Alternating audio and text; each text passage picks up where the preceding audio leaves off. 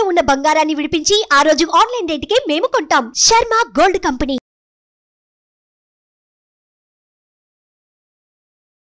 నమస్కారం, welcome to Suman TV. ఈ క్రోధినామ సంవత్సరంలో 27 నక్షత్రాల్లో జన్మించిన వారికి ఎలాంటి ఫలితాలు ఉండబోతున్నాయి, అలాగే వారు చేసుకోవాల్సిన పరిహారాలు ఏమిటి, వీటి గురించి వివరించేందుకు ప్రస్తుతం మనతో పాటు ఉన్నారు ప్రముఖ జ్యోతిష్యులు, తంత్రశాస్త్ర కోవిదులు డాక్టర్ ప్రదీప్ జోషి గారు. వారితో మాట్లాడి మరిన్ని విషయాలు తెలుసుకుందాం. గురుగారు నమస్కారం అండి. శ్రీమాత్రే నమః. గురుగారు, ఈ క్రోధినామ సంవత్సరంలో పుష్యమి నక్షత్రం వారికి ఏ విధంగా ఉండబోతుంది అంటారు? వారి జాతక ఫలితాలు, అలాగే శుభ ఫలితాలు వాళ్ళు పొందాలంటే కనుక ఎటువంటి పరిహారం చేసుకోవాలంటారు? నక్షత్ర ఫలితములను ఉంటాయి. ఒకటి మనం గుర్తుపెట్టుకోవాలి, చాలా మందికి వాళ్ళ జన్మ నక్షత్రం ఏందో కూడా వాళ్ళకి తెలియదు. మీ జన్మ నక్షత్రం ఇంపార్టెంట్. ఇప్పుడు నేను చెప్పేది ఏది, జన్మ నక్షత్రం, నామ నక్షత్రము కాదు. నామ నక్షత్రం వేరు, జన్మ నక్షత్రం వేరు. నామ నక్షత్రానికి ఏ రాశి ఫలాలు గాని, ఏ గోచార ఫలితాలు గాని వర్తించవు. పేరు పేరే, పేరులో కొంచెం బలం ఉండాలి, అంతకు మించి ఏం లేదు. అది న్యూమరాలజీ అనుకోండి. నేను చెప్పేటువంటి పరీక్ష ఏవైతే నక్షత్ర ఫలితాలు ఏవైతే ఉన్నాయో ఇవి జన్మ నక్షత్రం అయితే తెలుసుకోవాలి. మీ జన్మ నక్షత్రం మీకు తెలియదంటే నా వెబ్సైట్కి విజిట్ అవ్వండి. అక్కడ మీ date of birth, time, place అన్ని కూడా ఎంటర్ చేయండి. మీకు మీ యొక్క జాతకం మీకు ఈమెయిల్లో PDF రూపంలో వస్తుంది. ఇది 500 పేజీలకు పైగా వస్తుంది. డే టు డే రిపోర్ట్ తో సహా వస్తుంది. అంటే ఈ రోజు ఏం జరగబోతుంది, రేపు ఏం జరగబోతుంది అనేది సూచన ప్రాయంగా డే టు డే రిపోర్ట్ తో సహా వస్తుంది. సో అది మీరు స్వీకరించవచ్చు. మీ జన్మ నక్షత్రం అక్కడి నుంచి తెలుసుకోండి. పేర్లను బట్టి ఇప్పుడు శ్రీనివాస్ అని పేరు ఉంటుంది, అందరు తులారాశి అని చెప్పేస్తారు. కాదు. ఇప్పుడు వెంకటేష్ అంటారు, వేవో కాకి మృగశిర నక్షత్రము అంటే ఇది మిథున రాశి అని చెప్పేస్తారు. కాదు.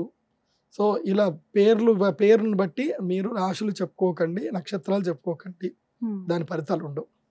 సో ఇప్పుడు ఈ సంవత్సరము క్రోధినామ సంవత్సరంలో ఒక్కొక్క నక్షత్రం వారికి ఎలా ఫలితాలు ఉన్నాయో చెప్తాను. అందరూ జాగ్రత్తగా వినండి. మీ జన్మ నక్షత్రాన్ని బట్టి మీరు నోట్స్ రాసుకోండి. పుష్యమి తిష్య నక్షత్రం అంటారు. అంటే ఇది సూర్యగ్రహానికి సంబంధించిన మహాద్భుత నక్షత్రము. ఆకాశంలో చాలా దేదీప్యమానంగా వెలిగే నక్షత్రం. అయితే ఈ నక్షత్ర జాతకులకు ఈ క్రోధినామ సంవత్సరంలో 2024-25 ఈ సంవత్సరం మొత్తం మీద నంబర్ 1 పొజిషన్లో ఎవరున్నారు అంటే పుష్యమి నక్షత్రం. ఈ సంవత్సరం నంబర్ 1 పొజిషన్లో ఉన్నారు పుష్యమి నక్షత్ర జాతకులు. వీళ్ళకి గురువు బల బాగా ఉంది. శని కూడా జరిగిపోతున్నాడు. శని కూడా అనుకూలిస్తాడు కొన్ని రోజుల తర్వాత. అంటే ఇప్పుడు నవంబర్ తర్వాత శని కూడా వీళ్ళకి అనుకూలిస్తాడు. బాగుంది వీళ్ళ జాతకం. అయితే పుష్యమి నక్షత్ర జాతకులు చేయవలసిన ఒక అద్భుతమైన ఒక కార్యక్రమం ఉంది. ఏంటంటే చెవులు మూసుకోవడం అనేది నేర్చుకోవాలి. చెవులు మూసుకోవాలి అంటే ఎవరు ఏది చెప్పినా వినకండి. మీకు నచ్చినది మీరు చెయ్యండి. చెప్పుడు మాటలు అస్సలు వినకండి. అనుమానం అనేటువంటి దాన్ని, ధోరణిని వదిలేయండి. ఇవి వదిలితే పుష్యమి నక్షత్రం వాళ్ళు అదృష్టవంతులు. ఎందుకోసమంటే ఒక అనుమానం అనేటువంటిది ఒకటి వచ్చింది అనుకోండి. ఎందుకోసమంటే ఈ సంవత్సరం వీళ్ళకి శనిగ్రహం అష్టమంలో ఉన్నాడు, బాగా లేడు.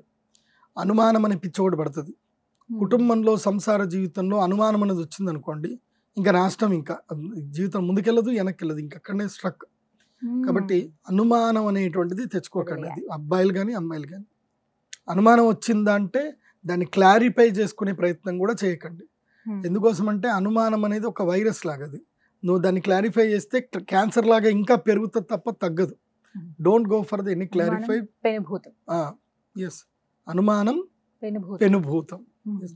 సో అనుమానం జోలికి మాత్రం వెళ్ళకండి పుష్య నక్షత్రం. ఇంకోటి, చెప్పుడు మాటలు వినకూడదు. సలహాలు ఎవరివి వద్దు. ఒక మంచి ఫినాన్షియల్ గురువుని సంప్రదించండి, ఆస్ట్రాలజర్ని సంప్రదించుకోండి. ఈ సంవత్సరం ఏమేం చేయాలి అనేది ఒక ప్లానింగ్ తీసుకోండి. ఈ ఏప్రిల్ మంత్లో తీసుకోండి. ఎందుకోసమంటే ఇది మీకు రాజయోగ సమయము. నంబర్ 1 అదృష్టవంతులు ఈ సంవత్సరం పుష్యమి నక్షత్రం. కాకపోతే మీరు నంబర్ 1లో ఉండాలంటే మీకు గైడ్ లైన్స్ అయితే కావాలి. ఎందుకోసమంటే అప్పుడు మీరే, ఇప్పుడు మీరే. గ్రహస్థితులు మారాయి కానీ మీ యొక్క జీవన విధానాన్ని మార్చుకోలేకపోతే ఎట్లాగా? సో జీవన విధానం మార్చడానికి ప్రయత్నాలు చేసుకోండి. అదృష్ట యోగం వస్తుంది. మీకు ఏం పెద్దగా చెప్పాల్సిన అవసరం లేదు. పరిహారం ఒక్కటే, మీకు సూర్యగ్రహణము మిమ్మల్ని కొట్టేస్తుంది. ఎందుకోసం అంటే కర్కాటక రాశి వారికి సూర్యగ్రహణం అరిష్టంగా ఉంది, కొట్టేస్తుంది మిమ్మల్ని. సో అది కొట్టేయొద్దు అని అంటే మీరు సూర్యగ్రహణం రోజున అరిష్ట నివారణ తంత్రం చేయించుకుంటే ఈ సంవత్సరం అంతా బాగుంటుంది మీకు, అది గుర్తించండి. తర్వాత రెగ్యులర్ గా హనుమాన్ చాలీసా చదవండి. శని మహాదశ కాబట్టి శని బాగా లేడు కాబట్టి ప్రతిరోజు ఓ హనుమాన్ చాలీసా చిన్న బుక్ దొరుకుతుంది, ప్రతిరోజు జయ హనుమాన్ జ్ఞాన గుణ సాగర జయ కపీశతిహు లోకవు జాగర, చక్కగా ఓ 15 నిమిషాలు అయిపోతుంది, 10 నిమిషాలు మంచిగా చదువుతుంటే.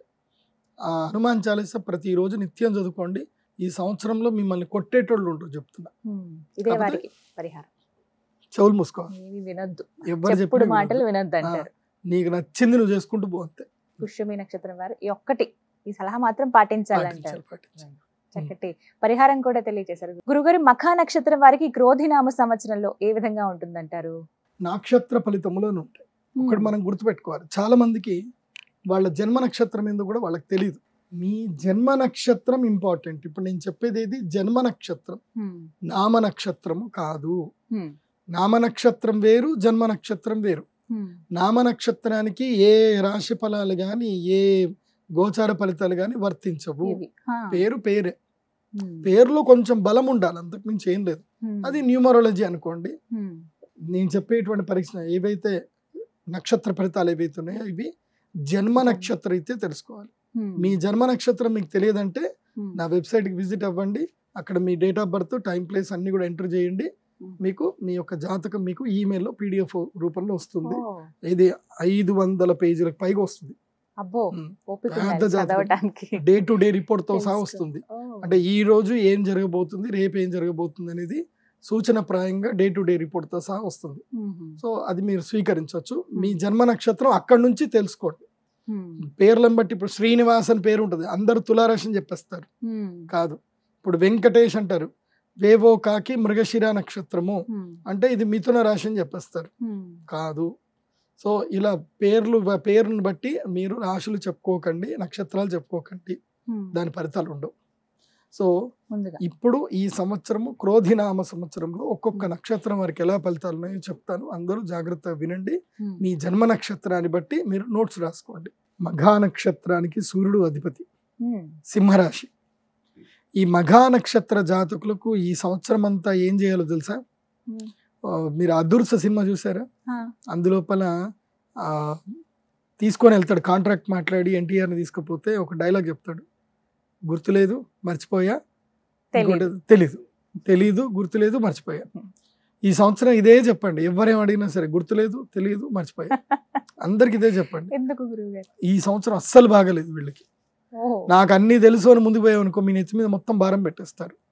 ముఖ్యంగా స్టూడెంట్స్ కానీ, లెక్చరర్స్ కానీ, ఎవరైనా ఉద్యోగం చేసేవాళ్ళు కానీ, ఏం లేదు, తలదించుకొని ఆఫీస్కి వెళ్ళాలి, పని చేసుకోవాలి, మళ్ళీ తలదించుకొని వెళ్ళిపోవాలి.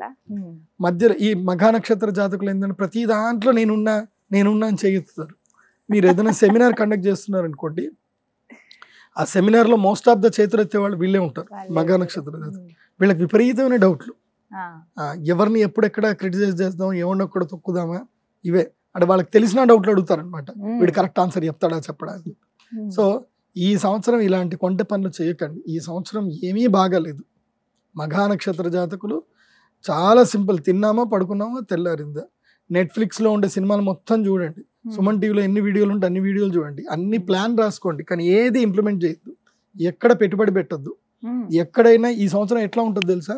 మిమ్మల్ని మీ ఫ్రెండ్ ఎవడో వస్తాడు, ఒరే ఆ బిజినెస్ అట్రా మంచిగా ఉందట్రా, సుమన్ టీవీ బిజినెస్లోనే ఉంది, అది ఇది మొత్తం చూపించేసి నడరా పెట్టుబడి పెడదాం అది చేద్దాం అంటారు. పెట్టుబడి పెట్టి కొన్ని రోజులకి కథం జంప్ జిలాని మళ్ళీ మొత్తం అంతా ఖర్చు అయిపోతుంది, అప్పు మిగులుతుంది. సో కాబట్టి ఈ సంవత్సరం మఘా నక్షత్ర జాతకులు పెట్టుబడులు పెట్టకూడదు, అప్పులు చేయకూడదు. ఒకటే పని, తిన్నామా పడుకున్నామా తెల్లారిందా సినిమాలు చూసామా, ఇంతకు మించి ఏం చేయకండి, యోగా చేయండి. అయితే మీ దగ్గర సంపద ఉంది, సిరి సంపదలు ఉన్నాయి, ఒక పరిహారం చెప్తాను. ఏమిటంటే బెంగళూరులో, హైదరాబాద్లో, మైసూర్లో మంచి జూలు ఉన్నాయి. జూకి వెళ్ళండి, అక్కడ సింహానికి మీ ముఖం చూపించండి, సింహానికి నేను ఉన్నా అని చూపించండి.